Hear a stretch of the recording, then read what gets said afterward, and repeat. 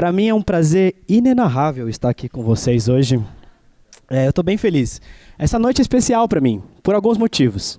O primeiro é que é o primeiro escape que eu venho no ano, né? Eu não vim nos dois primeiros, estava viajando, então é um prazer poder voltar para casa, estar aqui com os irmãos, podendo adorar o nosso Deus. O segundo ponto, e Bap, grava isso e pode pôr no YouTube, por favor.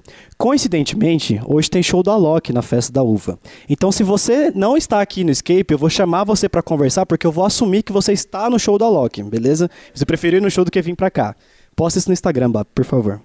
O tema da nossa mensagem hoje é Panteão. Panteão é um coletivo de deuses. Por exemplo, Zeus é um deus individual. Agora, Zeus, Poseidon, Hades, Hera, Atena, Ártemis, esse é o panteão grego, é o coletivo de deuses. Sete é um deus, mas Sete, Íris, Osíris, esse é o panteão egípcio, entendeu? Então, o panteão é um coletivo de deuses, é uma soma de deuses que existe.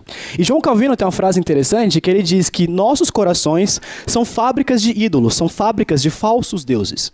Então, o que a gente vai estudar nessa noite é como o nosso coração está propenso a construir vários deuses que competem pela nossa adoração com um Deus verdadeiro, tá certo? Mas antes de chegar nesse ponto, quais são as características que são compartilhadas por todos os seres humanos em todas as eras? Independente de onde ele nasceu, da idade, do gênero, da raça, em qual época da história ele viveu, alguns seres humanos, nós compartilhamos características em comum. Alguém consegue dizer uma delas? Hábitos alimentares, relações interpessoais. Tipo liderança, por exemplo, né? Sempre tem um líder em qualquer tribo que você vai, por exemplo. Bom, eu concordo plenamente. Essas são características que todos os seres humanos têm de igual maneira. Mas tem uma outra que é bastante importante, que é a seguinte. Todos nós fomos criados para adorar. Para comprovar essa afirmação, abre aí sua Bíblia em Gênesis capítulo 1, versículo 26. Se você quer entender o Evangelho, você tem que entender o livro de Romanos. É lá que está escrito o Evangelho. Mas se você quer entender quem nós somos, você precisa entender Gênesis. Em Gênesis tem a nossa Gênese, como nós começamos. Então a gente vai começar por aí. Gênesis capítulo 1, versículo 26. Então disse Deus: façamos o homem à nossa imagem, conforme a nossa semelhança. Domine ele sobre os peixes do mar, sobre as aves do céu, sobre os grandes animais de toda a terra e sobre todos os pequenos animais que se movem rente ao chão. Vamos para o Evangelho de João, capítulo 17. Vamos ler os 3 versículos. Depois de dizer isso, Jesus olhou para o céu e orou: Pai, chegou a hora. Glorifica o teu Filho, para que o teu Filho te glorifique. Eu te glorifiquei na terra, completando a obra que me deste para fazer.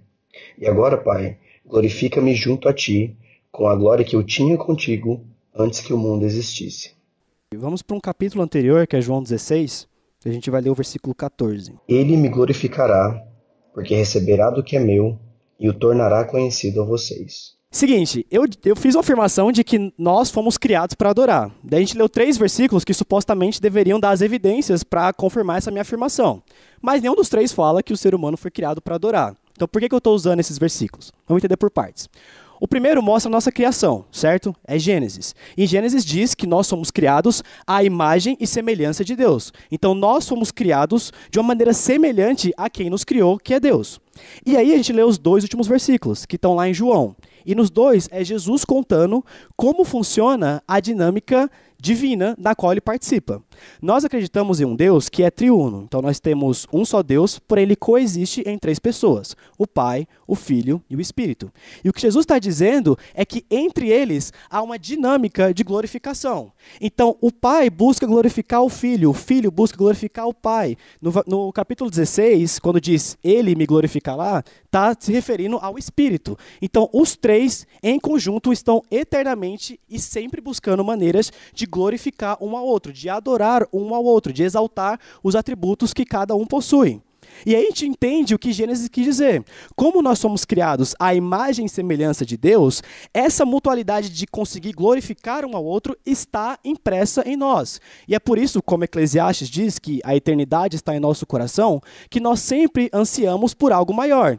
E é por isso que em cada cultura que você vê e que você consegue imaginar, sempre tem um Deus. Pode ser o sol, pode ser a lua, mas sempre há alguma coisa, algo eterno, algo etéreo, algo além deles mesmos que eles adoram. Porque o ser humano foi criado, está conectado para adorar o seu Criador. Se nós sempre adoramos, faz sentido tentar entender quem nós adoramos. E de fato essa é a pergunta mais importante. Quem é o objeto da nossa adoração?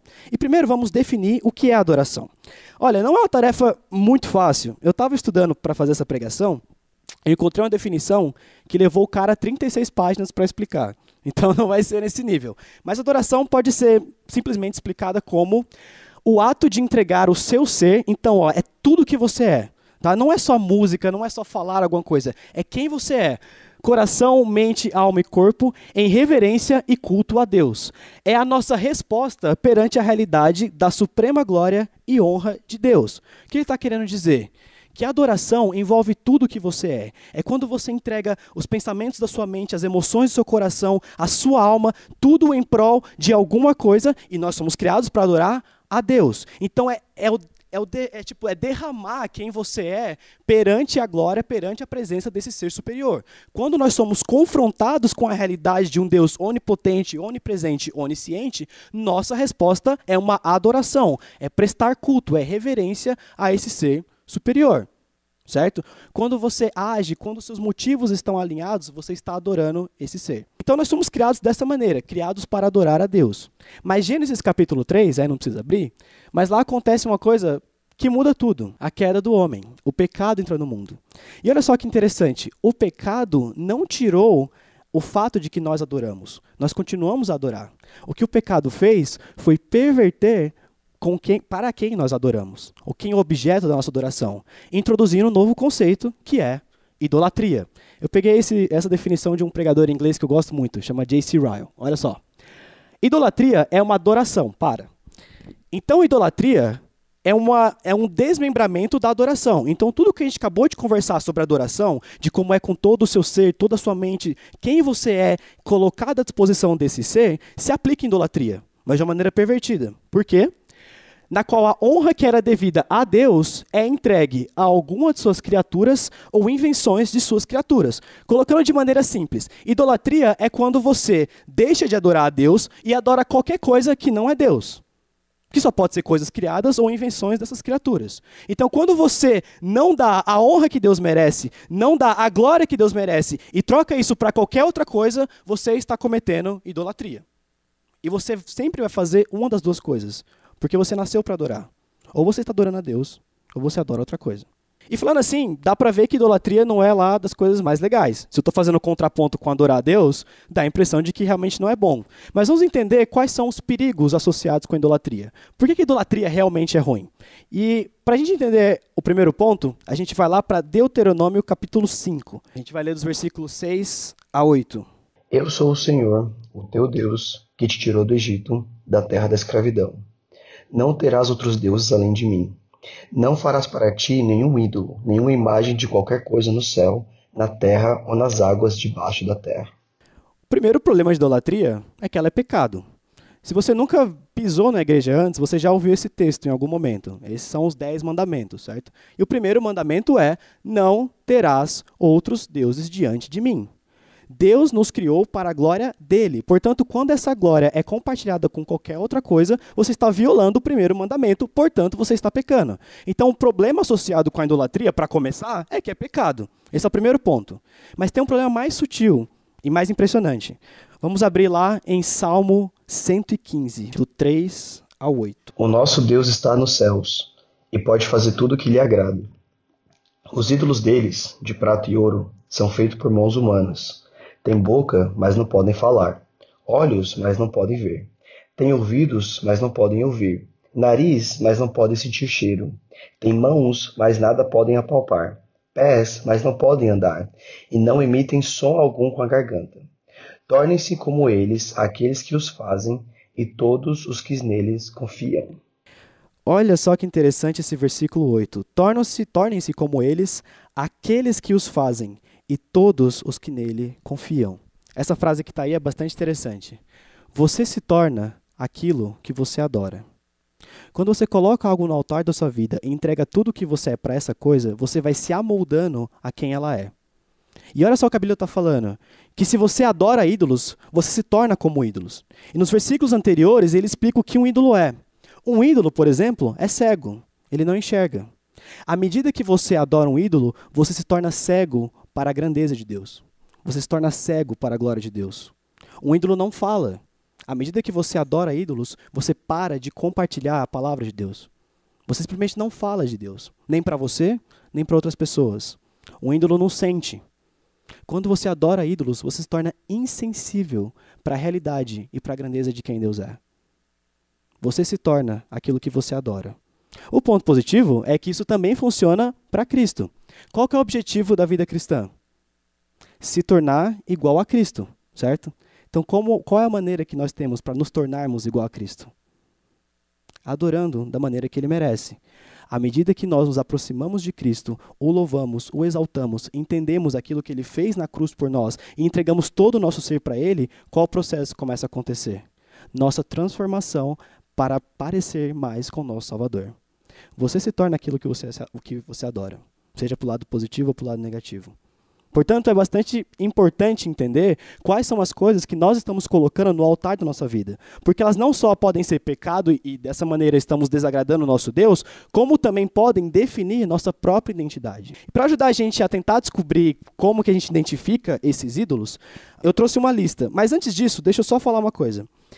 A gente tem o costume de achar que ídolos são tipo ídolos literalmente, entendeu? Então, por exemplo, estátuas de madeira, um poste de ouro e tudo mais. E você acha que isso está confinado a pessoas primitivas. Não, certamente, 4.000 anos atrás era o melhor que as pessoas poderiam fazer. Então aquilo é um ídolo. Mas nós somos uma sociedade evoluída. Eu não vejo nenhum altar pagão por aqui, por Vinhedo. Então, certamente que nós não cometemos idolatria. E meu comentário seria, por favor, não seja ingênuo. Idolatria vai muito além do que um poste físico. Isso é idolatria, sem dúvida. Mas também está no seu coração. O que você realmente sente como o maior tesouro da sua vida. E um pregador inglês chamado David Clarkson, ele fez essa listinha bastante interessante. Olha só. Amor, confiança, desejo, prazer, resolução, intenções. Aquilo que é o máximo da sua vida em cada uma dessas coisas é o que você adora. Quem você ama acima de tudo? Você deve amar várias coisas, mas quem você realmente ama? Quem você não consegue viver sem? O que seria que se tirasse da sua vida você não suportaria? Isso pode ser seu ídolo. Confiança. Em quem você coloca a sua confiança? É em Deus ou em outra coisa? Esse pode ser seu ídolo. Desejo, prazer. O que você mais deseja? Onde você sente mais prazer? Se não é em Deus, é idolatria. Resolução, eu adoro esse. Resolução é tipo o seu drive, a sua vontade de fazer as coisas. E eu acho impressionante como a gente faz um monte de coisa para tudo que é coisa no mundo, mas para Deus é sempre por último, não é verdade? Acordar domingo para crescer? Não, não dá. Domingo é o único dia que eu tenho para dormir. Mas para ver o jogo da Copa do Mundo, tá todo mundo lá, não é verdade? Então qual que é a resolução da sua vida? O que te faz levantar, o que te faz correr atrás das coisas? Isso pode ser seu ídolo. E por último, intenção. Para onde sua vida aponta? Suas ações têm um sentido, têm um direcionamento, têm um objetivo. Onde está esse objetivo? Está em Deus ou está em qualquer outro lugar? O que você ama, o que você deseja, o que você confia, tudo isso aponta para alguma coisa. E se não está apontando para Deus, é idolatria. Entendendo essa lista, a gente percebe, na verdade, que ídolos podem ser qualquer coisa. E olha, eu já vi algumas pregações em idolatria e sempre o pregador chega nessa mesma conclusão. Ídolos podem ser qualquer coisa. Mas para mim era um pouco frustrante, porque sendo qualquer coisa, era muito abrangente. Então é difícil eu conseguir ter muita noção do que realmente é um ídolo. Então, para tentar contornar essa situação, eu trouxe 5 exemplos de idolatria que nós vemos na Bíblia. Nenhuma delas envolve estátuas de verdade. São ídolos do coração. Ídolos que são difíceis de achar. E a minha esperança é que, estudando como essas pessoas cometeram idolatria na vida delas, a gente consiga perceber os padrões e identificar ídolos em nosso próprio coração. Beleza? São esses 5 aqui. A carreira, ideologia, sexualidade, aprovação de pessoas e histórico-moral. Vamos já para o primeiro, que é carreira e riquezas. Abram, por favor, suas Bíblias no Evangelho de Lucas, capítulo 18, do 18 ao 23. Certo homem importante lhe perguntou: Bom mestre, que farei para herdar a vida eterna? Por que você me chama bom? Respondeu Jesus. Não há ninguém que seja bom, a não ser somente Deus. Você conhece os mandamentos. Não adulterarás, não matarás, não furtarás, não darás falso testemunho, honra teu pai e tua mãe. A tudo isso tenho obedecido desde a adolescência, disse ele. Ao ouvir isso, disse-lhe Jesus: falta-lhe ainda uma coisa. Venda tudo o que você possui e dê o dinheiro aos pobres, e você terá um tesouro nos céus. Depois venha e siga-me. Ouvindo isso, ele ficou triste, porque era muito rico. Olha só que interessante. O jovem rico se aproxima de Jesus e fala: bom mestre, o que eu posso fazer para herdar a vida eterna? E Jesus, uma lista de mandamentos. E ele fala: não, Jesus, tá suave, isso aí eu faço direto. Tá? Desde que eu era adolescente, criança tal, tenho cumprido isso. Mas Jesus conhece o coração dele. Então ele pega na única coisa que ele realmente ama. Veja, ele diz que honra o pai e a mãe dele. E na moral, eu não duvido. Provavelmente ele devia amar o pai dele, a mãe dele, e devia honrar de verdade. Ele fala que nunca adulterou, não sei se ele era casado. Mas também não duvido que isso era verdade. Mas nenhuma dessas coisas era verdadeiramente o amor da vida dele. O amor da vida dele era o status que ele possuía enquanto uma pessoa rica. Era a segurança, era o conforto que o dinheiro que ele tinha podia comprar. E quando Jesus questiona isso e fala: vende tudo que você tem, inclusive fazendo uma promessa: se você fizer isso, você vai ter um tesouro nos céus, ele não consegue fazer. Porque a vida dele gira em torno disso. Ele não consegue abandonar, ele não consegue retirar isso da vida dele. Porque é o que ele ama. É o que ele confia, é o que ele deseja, é onde ele tem prazer, é o que faz ele acordar de manhã, é para onde a vida dele marcha. Lembra da lista? Isso é o ídolo na vida do jovem rico. A carreira dele, a riqueza dele, tudo que ele construiu, incapaz de largar. E olha, gente, isso é um perigo para a gente hoje. É engraçado, quem é meu amigo deve estar achando que eu sou um pouco hipócrita de falar de trabalhar bastante aqui, mas eu sei o que é isso, e a gente entende que nossas vidas são corridas e tudo mais. Mas sua vida aponta para o seu trabalho? Você realmente se mata por causa disso? Não pode sair com seus amigos porque o trabalho disse não. Não pode ficar com a sua família porque o trabalho disse não. Não pode fazer nada para a igreja porque o trabalho disse não. Meu amigo, tem uma novidade para você. O trabalho é seu Deus.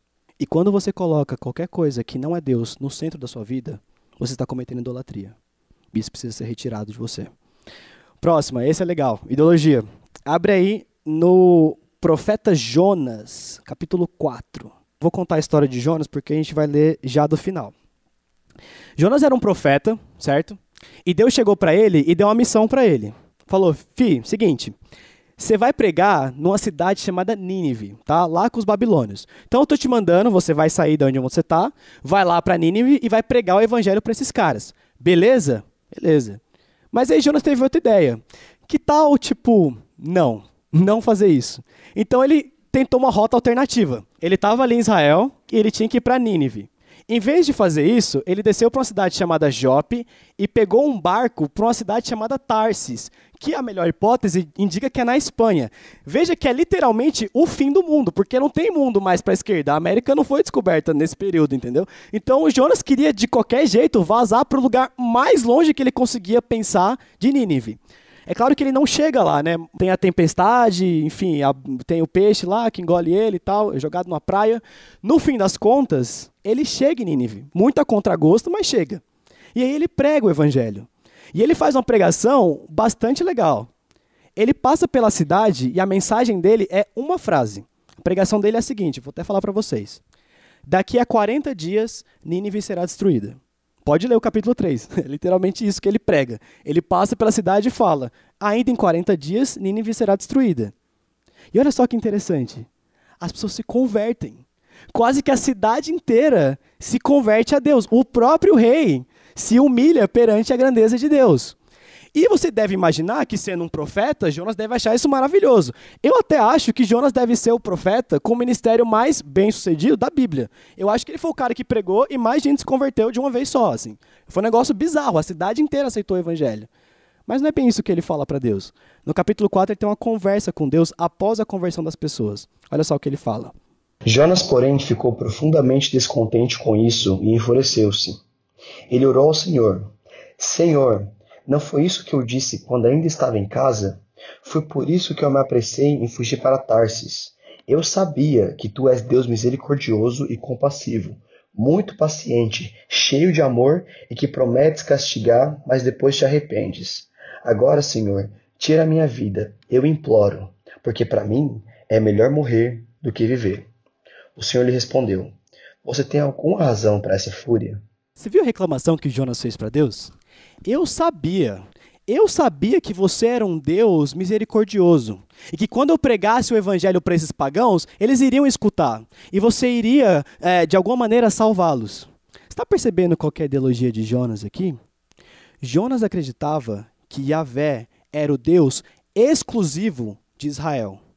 Afinal, Yahvé é o Deus de Abraão, de Isaac, de Jacó, de Moisés, de Josué. Ele certamente está linkado a Israel. Como que pagãos, estrangeiros, babilônios, que são inimigos do meu povo, vão escutar a palavra de Deus e se converter? Eu não posso aceitar isso. Como que eu vou entrar no paraíso junto com ninivitas? Jamais isso pode acontecer. O meu Deus é o Deus de Israel. E só judeus podem se converter. E quando Deus faz o contrário do que ele está imaginando, ao invés dele se deleitar na própria função dele, que é pregar a palavra de Deus e as pessoas ouvirem, ele fala, eu prefiro morrer do que ver ninivitas indo para o céu.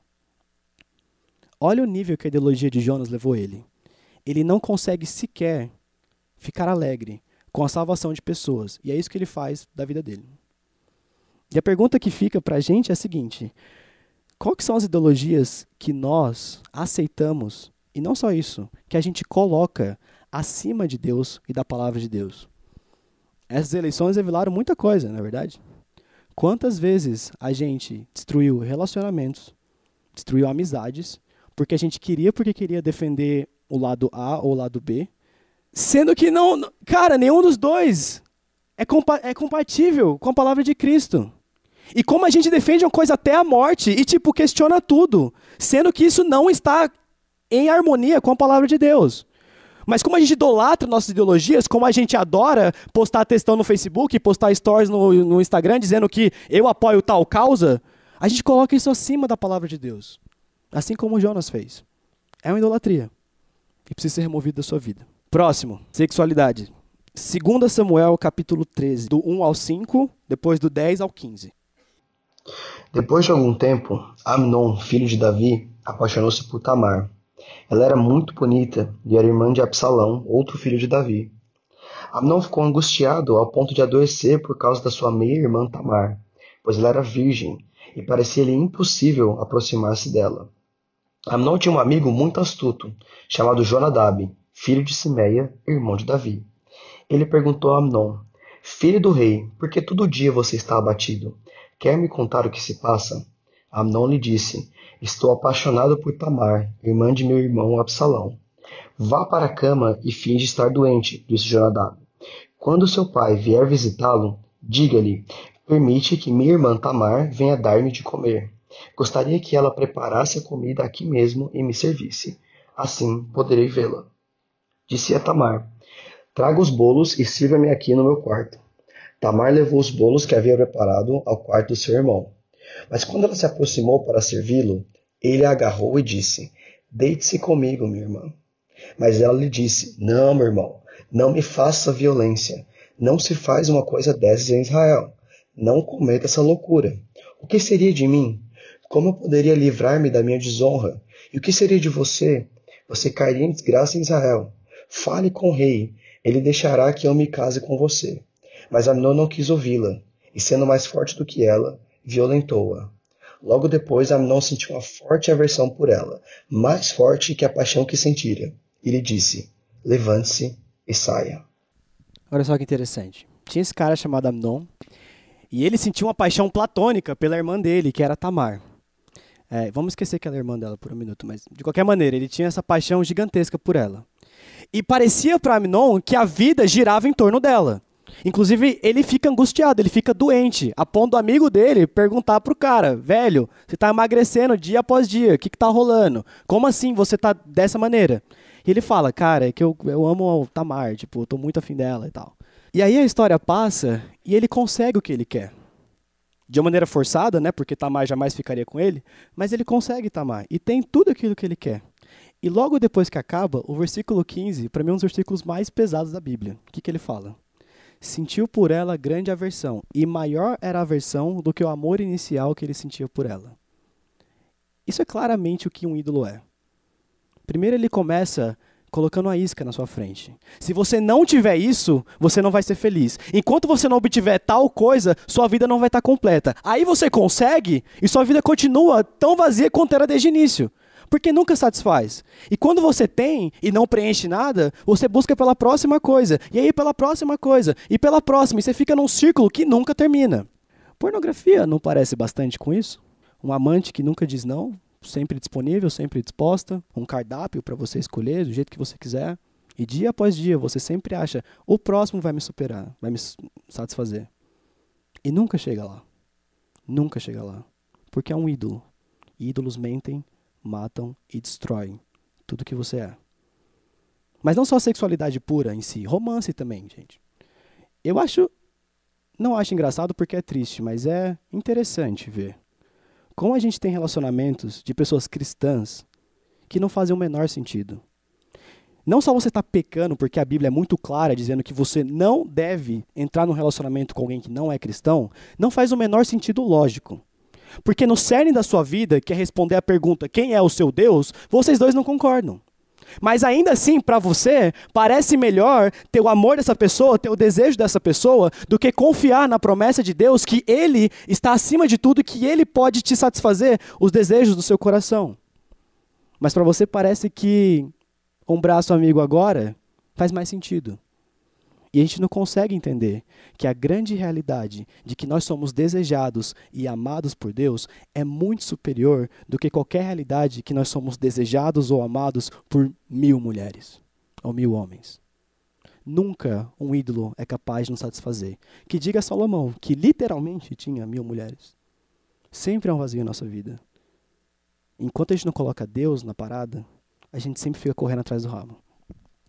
Próximo. Aprovação de outras pessoas. 1 Samuel, então o livro anterior, capítulo 15, 22 ao 31. Deixa eu contar a história para vocês, porque ela é bem grande. Tinha um rei em Israel, o nome dele era Saul, certo?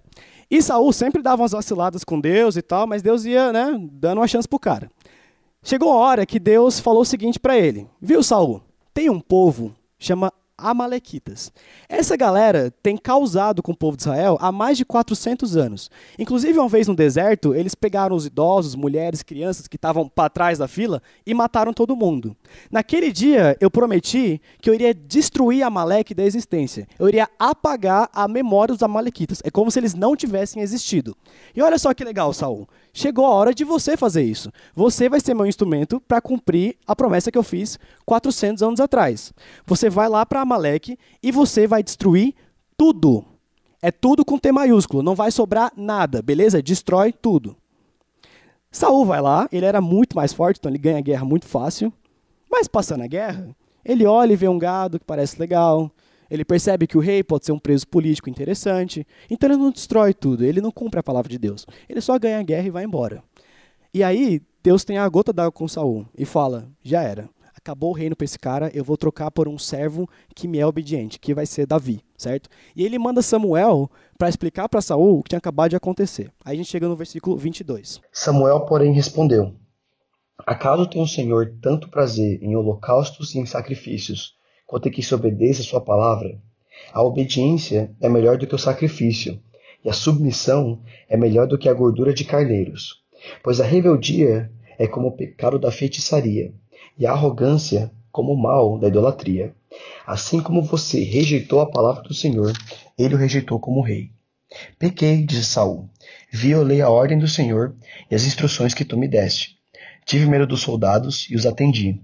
Agora eu te imploro, perdoa o meu pecado e volta comigo para que eu adore o Senhor. Samuel, contudo, lhe disse, não voltarei com você. Você rejeitou a palavra do Senhor e o Senhor o rejeitou como rei de Israel. Quando Samuel se virou para sair, Saul agarrou-se à barra do manto dele, e o manto se rasgou. E Samuel lhe disse, o Senhor rasgou de você, hoje, o reino de Israel, e o entregou a alguém que é melhor que você.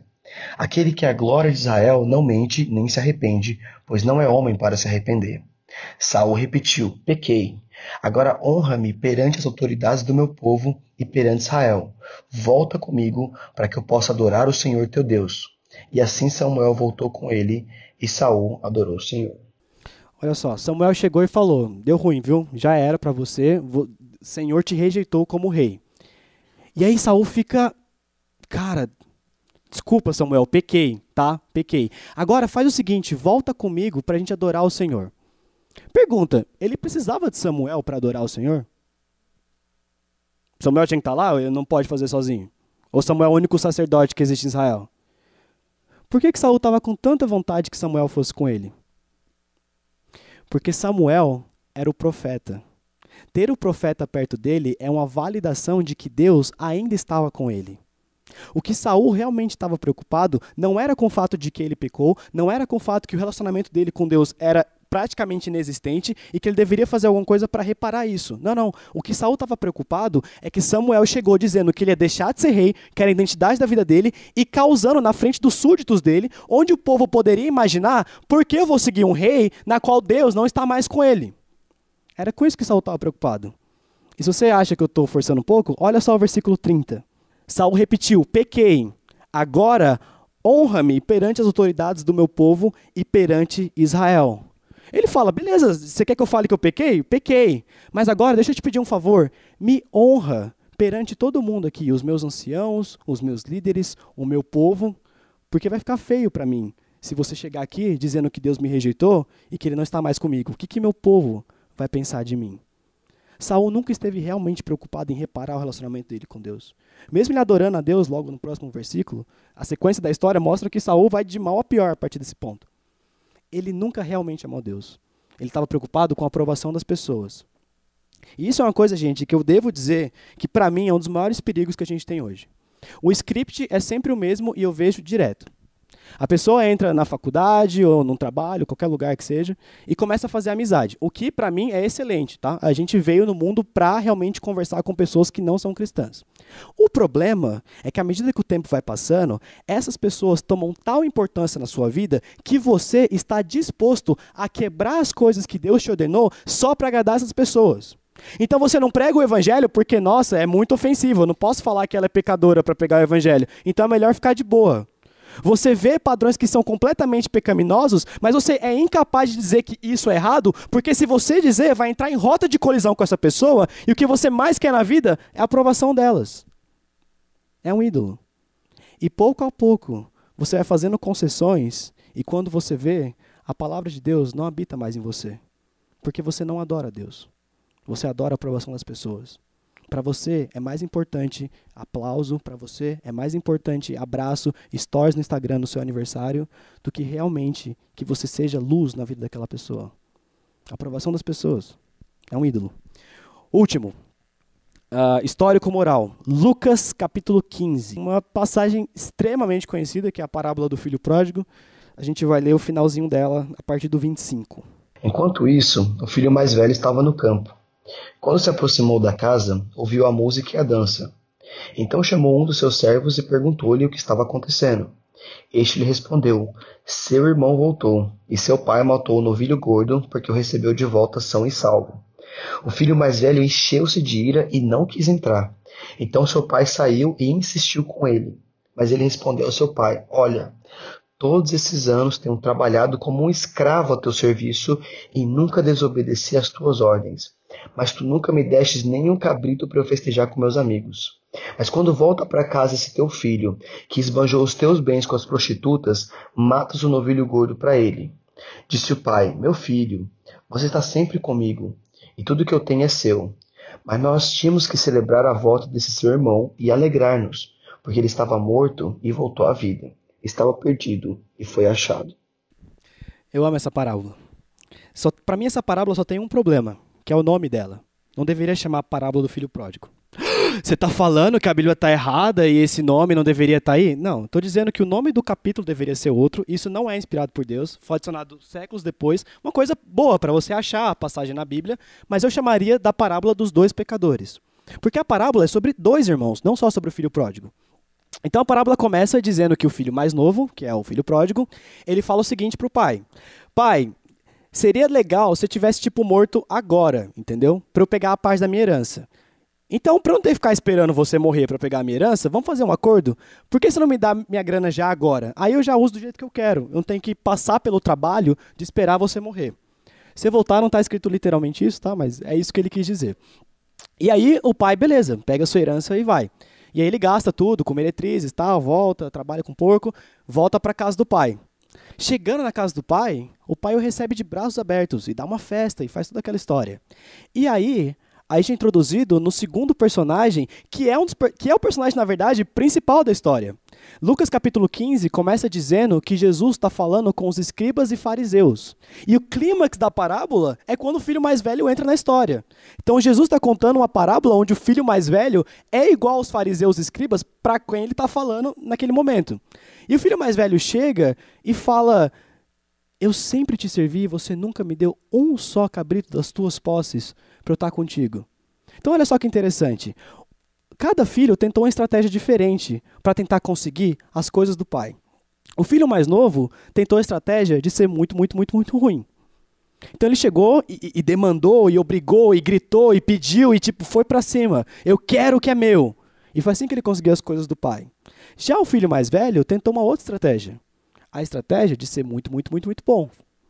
E de obedecer ao pai, e de ficar em casa, e de ficar caladinho no canto dele, e de ser um bom moço. Na esperança de que, sendo o tal do bom moço, o pai lhe daria as coisas que ele mais queria. Mas veja que no caso dos dois, nenhum deles realmente quer o pai. O que os dois estão atrás são as coisas do pai.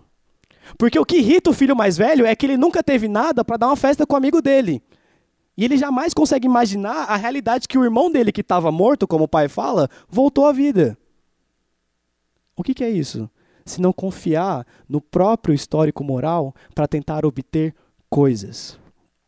E nós cristãos somos craques em fazer isso. E eu devo dizer que esse foi um dos maiores problemas que eu tive na minha vida.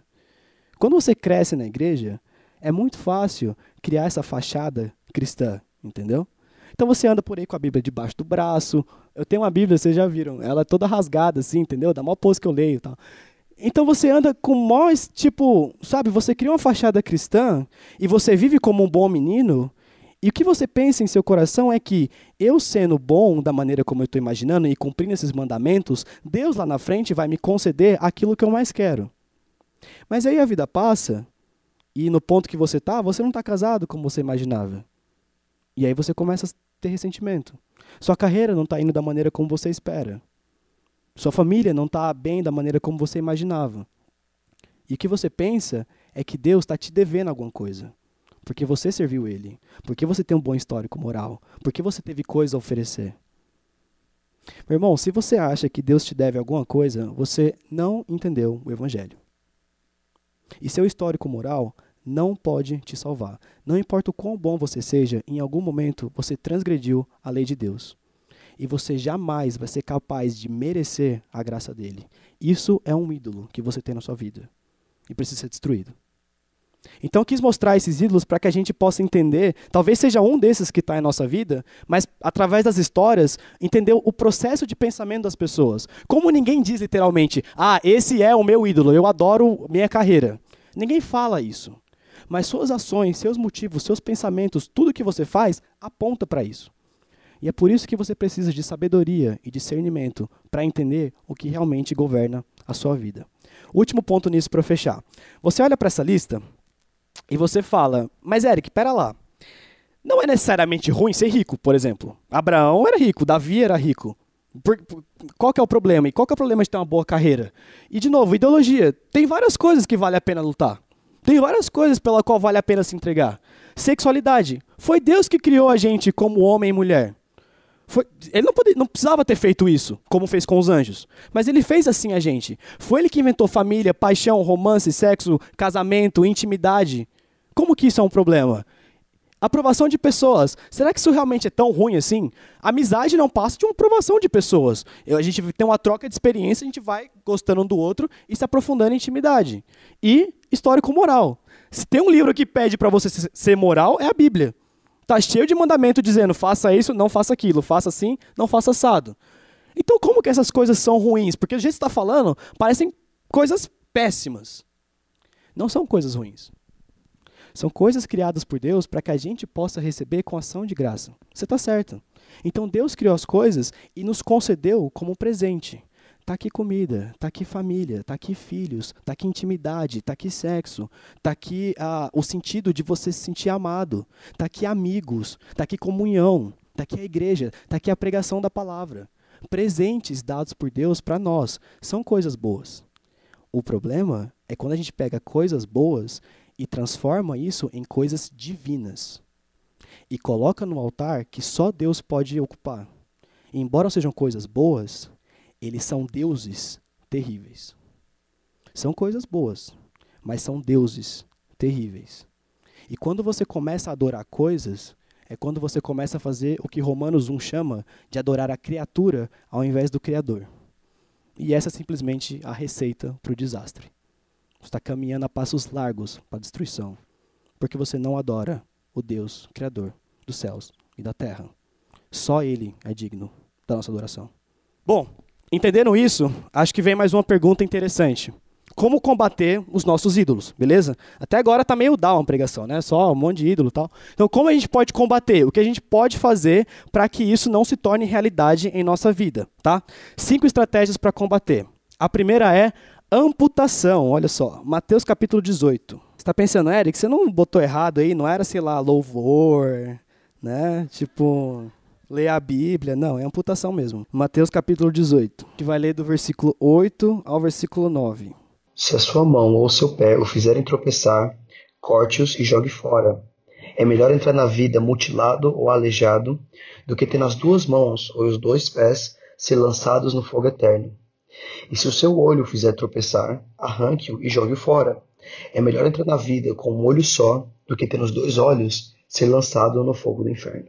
Nós cristãos temos uma tendência de espiritualizar as coisas. Você vai ver que as próximas 4 estratégias são bem espirituais, coisas, né, nossa, super legais. Mas a primeira, eu quero ser bem prático com vocês. A primeira é simplesmente amputação. O que Jesus está falando nessa passagem? Meu irmão, se tem algo que atrapalha o seu relacionamento comigo, corta fora. E acabou, entendeu? Ele dá o exemplo de amputação. Vamos lá. Alguém corta o pé fora porque ele está afim? Não, certo? Ou você tem uma gangrena, ou você tem um câncer, sei lá, alguma parada que vai espalhar para o resto do corpo, aí você corta para você não morrer. Porque embora a amputação seja difícil e que vai doer e vai deixar marcas que vão durar a sua vida inteira, é melhor isso do que morrer. Você concorda comigo? É a mesma coisa que Jesus está falando. Se tem algo na sua vida que atrapalha o seu relacionamento com Ele, corta fora. E não quer dizer que vai ser fácil. É por isso que a ilustração é de uma amputação, não abrir um pacotinho de salgadinho, entendeu? Dói, é difícil. Na hora que você corta, vai deixar marcas. E talvez sejam marcas que vão durar a sua vida inteira. Mas qual que é a alternativa? Será que não vale a pena? Quando a gente fala de fazer alguma coisa para Cristo, a gente tenta tipo, sim, vamos orar, vamos, né, cantar músicas a respeito do assunto. Quando Jesus é incrivelmente prático, cara. Ele fala, cara, tira. Meu irmão, se você tem problema com pornografia, põe uma senha, velho. Chama alguém que não é você, obviamente, para não burlar o sistema, pede pro cara colocar, acabou. Entendeu? Se você tem amizades que são nocivas para você, corta a amizade. Se você está num relacionamento que é idólatra, sai do relacionamento, entendeu? Não tem muito que eu possa falar aqui para vocês. Sabe, não é a ciência espacial. É muito simples. Se tem algo que te faz pecar, tire da sua vida. Ponto. Não é fácil, mas é necessário, porque a alternativa é a morte. A amputação é a primeira. Agora vão ser coisas mais felizes. A próxima é gratidão. 1 Tessalonicenses 5:18. Deem graças em todas as circunstâncias, pois essa é a vontade de Deus para vocês em Cristo Jesus. Eu acho legal que ele fala em tudo dai graças. Ele não fala só, tipo, deem graças. Porque iria me parecer muito bobo, assim. Tipo, mais uma frase jogada ao vento. Mas esse em tudo transforma um versículo para mim.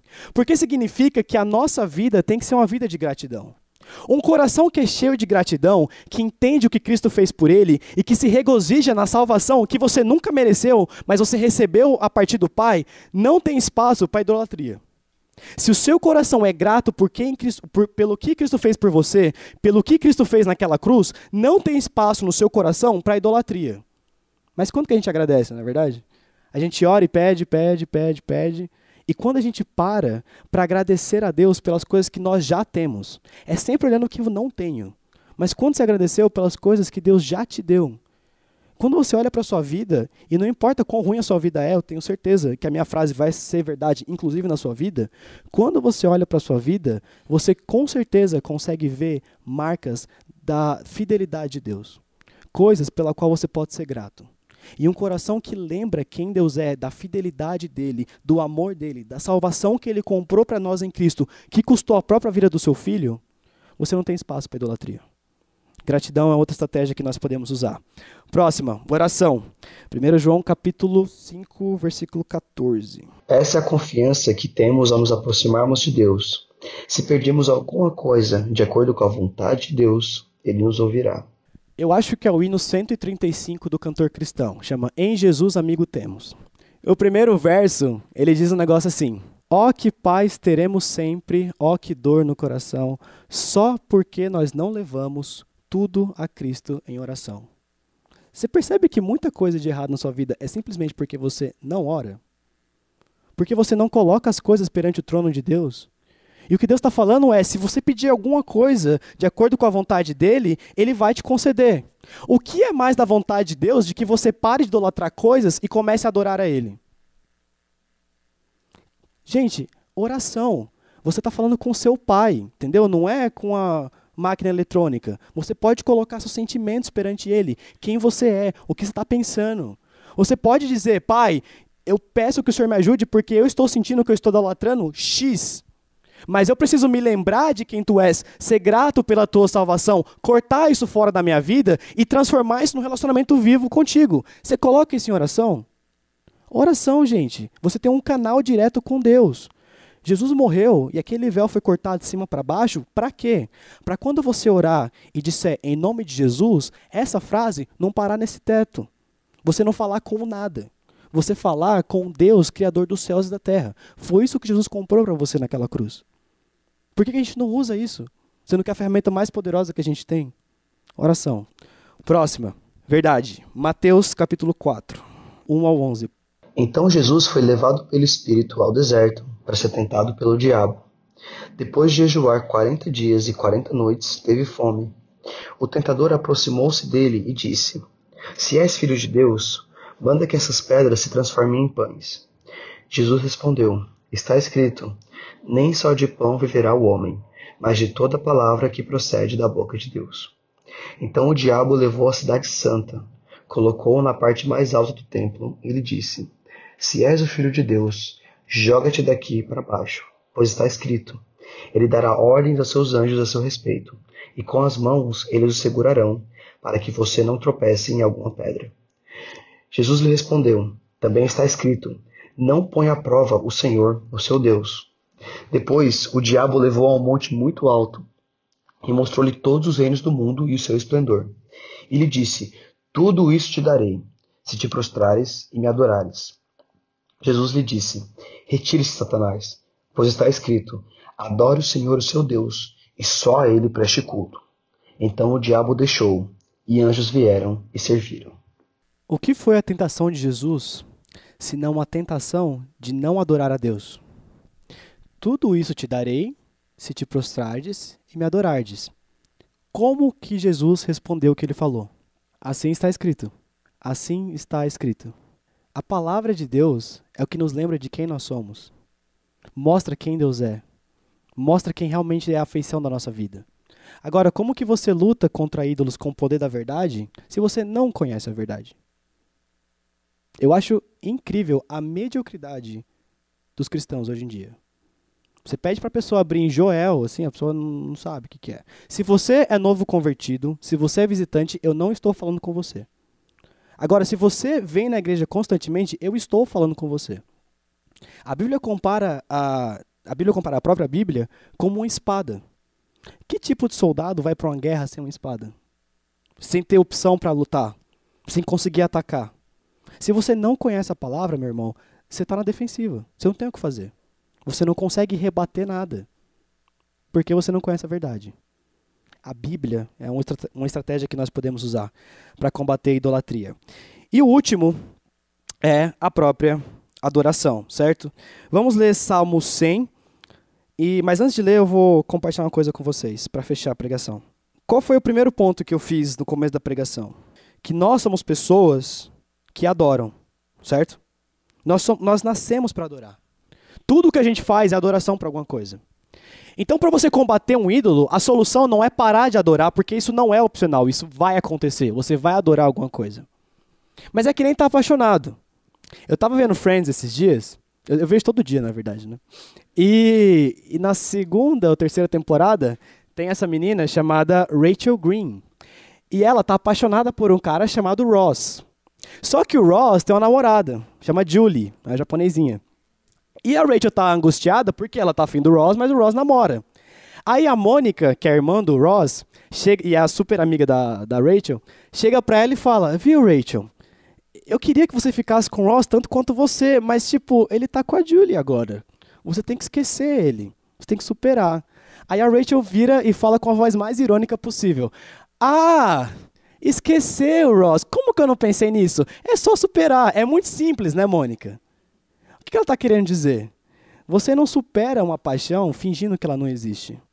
Você não supera um amor simplesmente ignorando a existência dele. Você supera quando você troca por um amor superior, por algo que é mais valioso, por algo que é maior do que aquilo que você sentia anteriormente. Como que você tira a adoração de ídolos? Adorando algo que é superior a ídolos, que de fato consegue ver, que consegue falar, que consegue sentir, tudo que o ídolo não faz. A maneira de você superar ídolos é virando seu coração para eles e focando em adorar o único Deus verdadeiro. Você não tem problema com pornografia, você tem problema de adoração. E a solução não são só filtros na internet. Ajuda, mas não atinge o cerne da questão. O que ajuda é você adorar a Deus. Você não tem um problema só com relacionamentos tóxicos. Você tem um problema de adoração, você não confia em Deus. A solução é adorar a Deus. A adoração é a ferramenta mais importante que nós temos. É quando o nosso coração se vira de ídolos e vira para o único Deus verdadeiro. E Salmo 100 é um salmo de adoração. Salmo 100. Aclame o Senhor, todos os habitantes da terra. Prestem culto ao Senhor com alegria. Entrem na sua presença com cânticos alegres. Reconheçam que o Senhor é o nosso Deus. Ele nos fez e somos dele. Somos o seu povo e rebanho do seu pastoreio. Entre por suas portas com ações de graças e em seus átrios com louvor. Deem-lhe graças e bendigam o seu nome, pois o Senhor é bom e o seu amor é leal e eterno. A sua fidelidade permanece por todas as gerações. Amém?